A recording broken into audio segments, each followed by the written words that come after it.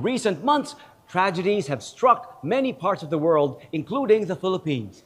Yet, within every story of loss, there are also stories of courage and compassion, acts of humanity that transcend borders.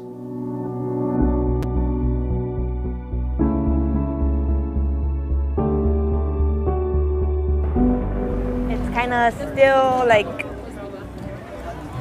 hard to grieve. Receiving that care packages and also going through the different booths that were offered is something that we need every single day.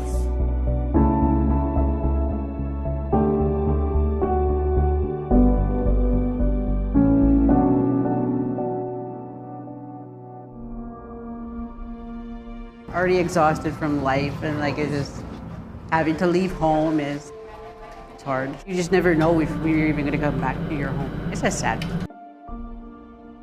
We lost everything, yeah, our home for over 45 years.